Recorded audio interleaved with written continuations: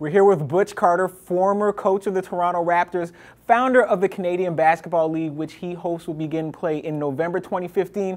But he doesn't want to be the commissioner. He wants to be the owner and run a team. Butch Carter, why an owner instead of commissioner? Because the reality of what I do very well is develop young kids and spend time with them and help them understand through basketball they can have a brighter future.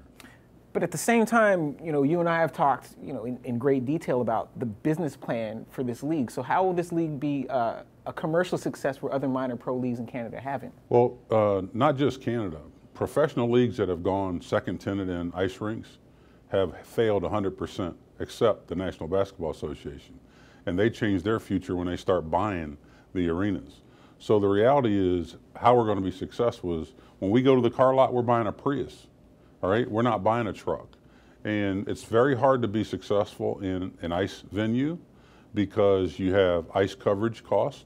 You take your ice coverage costs, say $4,000, multiply that 8 teams playing 32 games, 250 something games, all right? It's like a $1.2 million burn every year, and you haven't even paid your rent. Right, so why this league in this country now instead of next year or last year?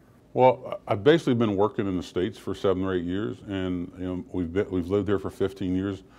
Josh, my son, is 10, and I want to stay here. I don't want to go back down to the United States and have to coach a basketball team.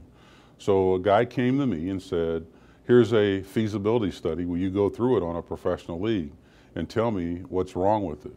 And so basically for the last 11 months, that's what I've been doing.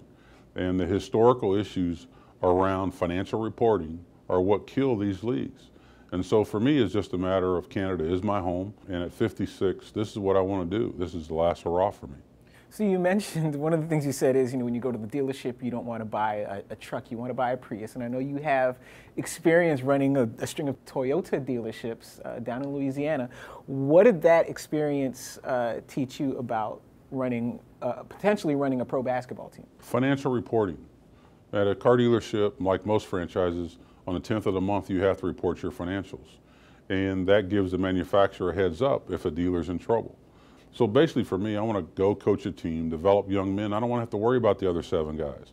We post our letter of credit, so the cities and municipalities as sponsors know that we're viable. And we report by the 10th of the month. And if someone's in trouble, then you know it early. You don't know it late. You mentioned the other league, and they are kind of, the elephant in the room here. It's the National Basketball League of Canada. Very similar, on the surface to the league you're proposing. Mid-sized markets, developing young players, developing those NBA Development League caliber players. How are these 2 leagues going to coexist? Okay, I'm not worried about them coexisting, but we're extremely different. First, kids have to pass a drug test.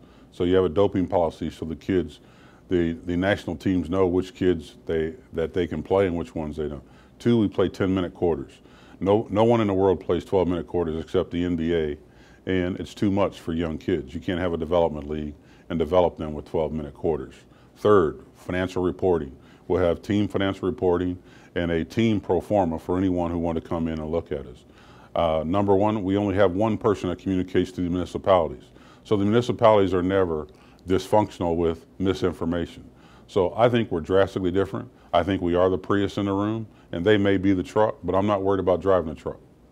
He's not worried about driving a truck, but he is worried about getting the Canadian Basketball League up and running. Butch Carter, thank you for coming to visit us here at the Star Newsroom. For Sportonomics, he's Butch Carter. I'm Morgan Campbell.